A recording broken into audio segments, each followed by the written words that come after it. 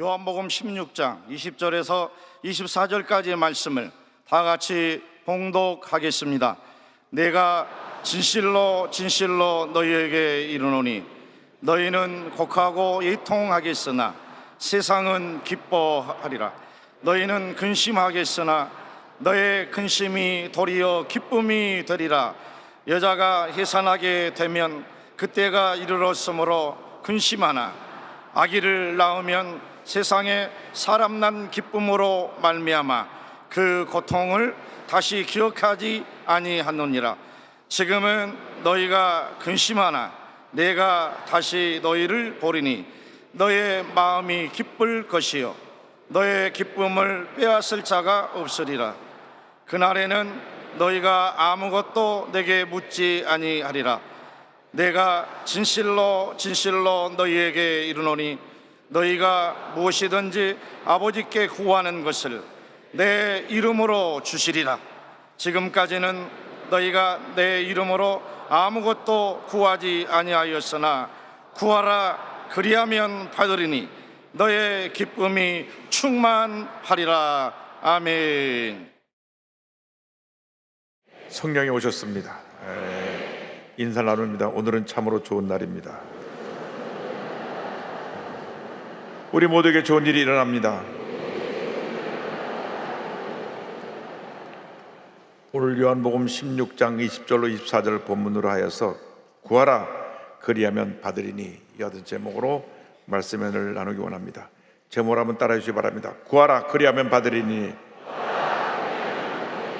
구하라 그리하면 받으리니. 우리가 단 한 번뿐인 인생인데 예수 잘 믿고 주님 안에서 하나님을 기쁘시게 하고 모든 일에 부족함이 없는 삶을 살아가는 우리 모두가 되어야 할 것입니다. 그리스도인들의 신앙 건강을 진단하는 5가지 신앙의 모습이 있다고 합니다. 첫째가 말씀을 듣기를 사모하고 늘 은혜를 받고 있는가. 둘째로 교회 일이든 무슨 일이든 즐겁게 기쁨과 감사로 더 헌신하고 싶은 마음이 드는가. 셋째, 언제나 말과 생각이 긍정적인가. 넷째, 전도하고 싶은 열의가 있는가. 다섯째, 지금 기도 생활을 잘하고 있는가. 이 5가지 질문에 예라고 대답할 수 있으면 그 신앙이 건강한 증거라고 합니다. 우리 무엇보다도 기도에 힘쓰는 주님의 일꾼들이 되어야 됩니다. 기도는 영혼의 호흡입니다. 축복의 통로입니다. 전혀 기도하지 않고 신앙생활하고 있다면 그 신앙은 무기력한 신앙이요, 잠자고 있는 신앙이요, 죽어있는 신앙과 다름이 없습니다. 기도에 깨어 있어야 되는 것입니다. 무엇보다도 부모님의 기도가 자녀의 운명을 바꿔놓습니다. 여러분의 자녀를 위해서 기도할 때 그 자녀가 하나님 앞에서 귀하게 위대하게 쓰임받는 일꾼으로 성장하게 되는 것입니다. 여러분 모두가 기도의 사람이 되기를 바랍니다. 예수님께서 십자가 달리시 전날 밤에 제자들에게 말씀을 전하실 때 기도에 대해서 강조하시고 성령에 대해서 강조하셨습니다. 그리고 마지막 만찬 자리에서 내가 이제 너희를 떠날 것이다, 다시 너희들이 나를 보지 못할 것이다, 죽음을 예고하는 말씀을 전하실 때 제자들이 근심이 가득했습니다. 저들의 마음에 절망이 뒤덮였습니다. 절망의 때, 문제를 다가올 때 우리는 기도해야 되는 것입니다. 어려움을 만났을 때, 고통 가운데 있을 때, 해결할 수 없는 문제가 우리를 둘러싸고 있을 때 우리는 하나님께 엎드려 기도하고 또 기도하고 또 기도해야 되는 것입니다. 제자들이 지금까지 3년 반 동안이나 예수님만 믿고 의지하고 바라보고 살아왔습니다. 그런데 예수님께서 그들을 떠나신다고 말씀하신 것입니다.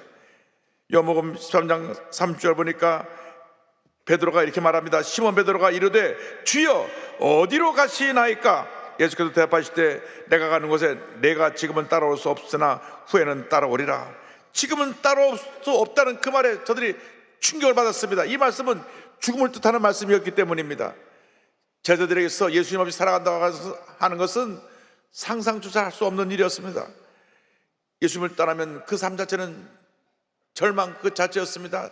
지난 3년 반 동안 예수님과 함께 먹고 자고 예수님 말씀을 듣고 은혜 받고 예수님께서 능력을 보여줘서 나가서 기적을 행하고 귀신을 쫓아내고 놀라운 일을 행했는데 눈만 뜨면 예수님만 바라보고 예수님 음성만 듣고 예수님만 따라가고 여기까지 왔는데 주님이 저를 떠난다고 말씀하신 것입니다.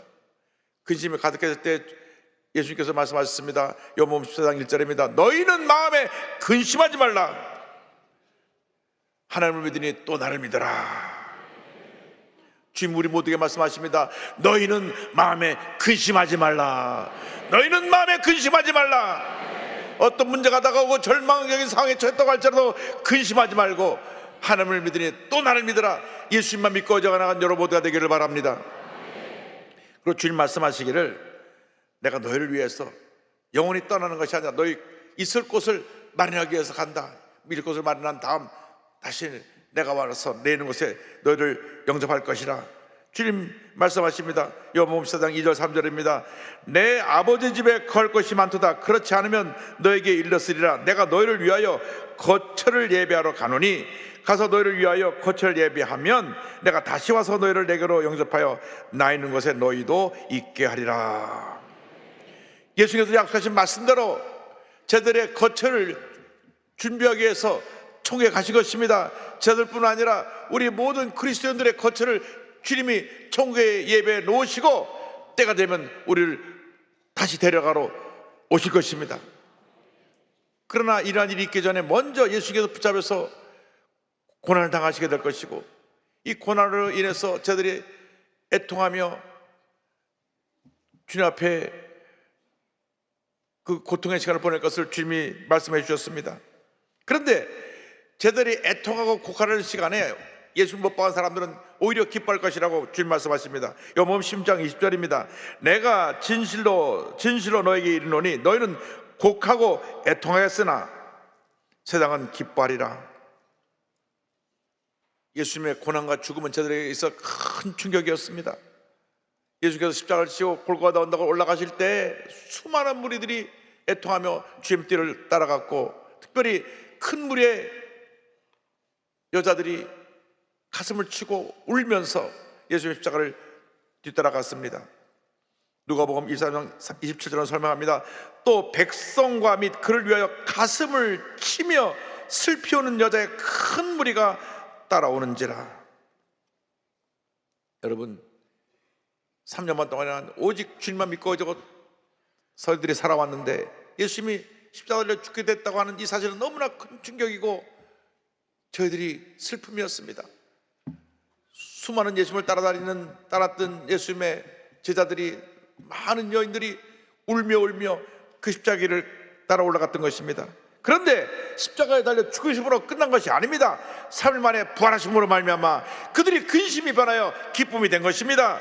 20절에 성경 말씀 요한복음 10장 20절에 말씀합니다. 너희는 근심하겠으나 너의 근심이 도리어 기쁨이 되리라. 예수께서 죽음의 권세를 이기시고 부활하신 날 저녁에 제자들에게 나타나셨습니다. 요한복음 20장 19절 20절입니다.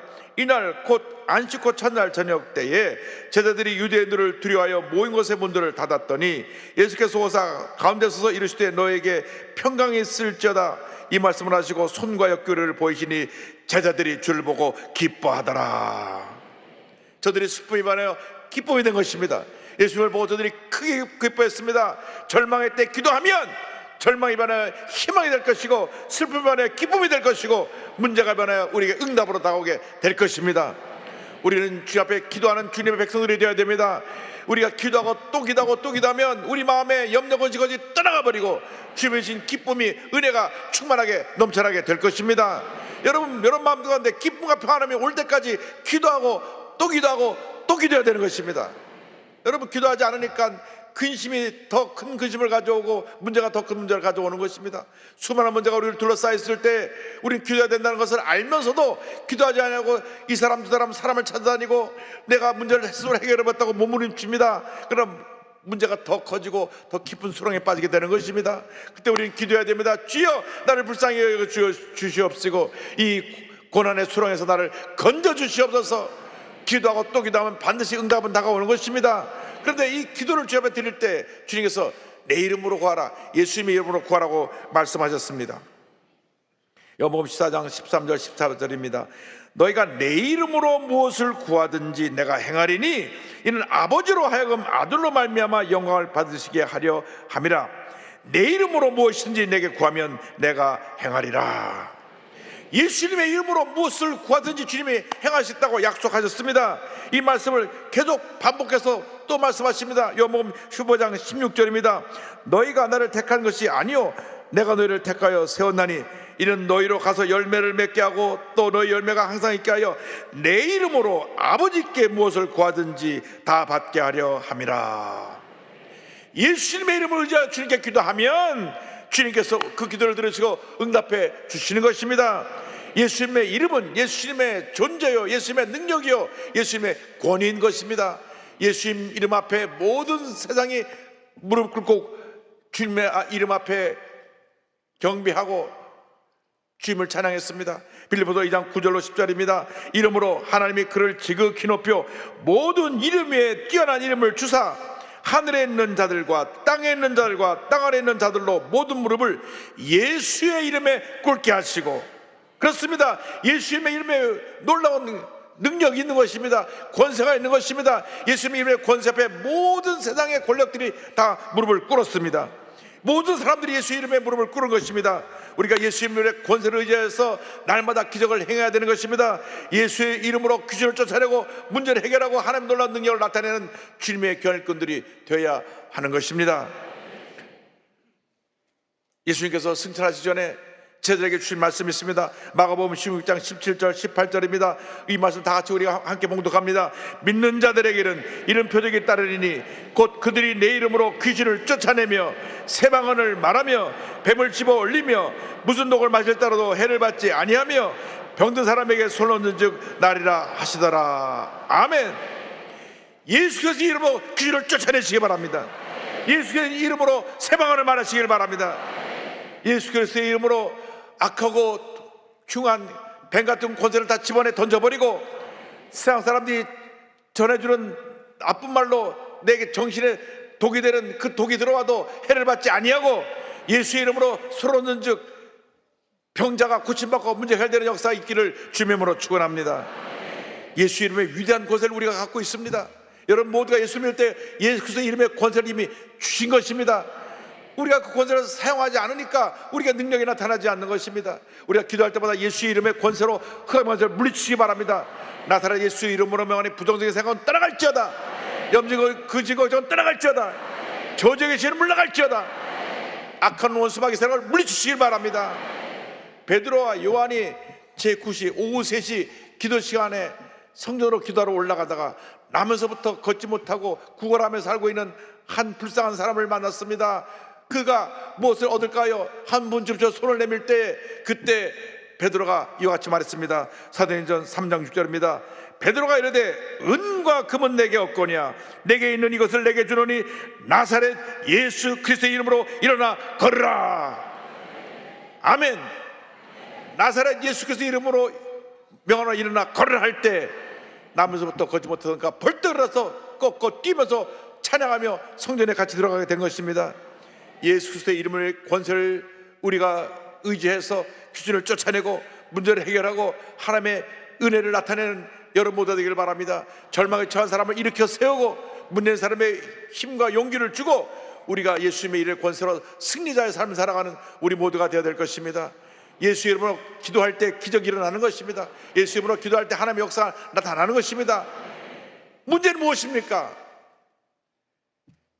베드로와 요한은 주머니에 은과 금이 없었어요.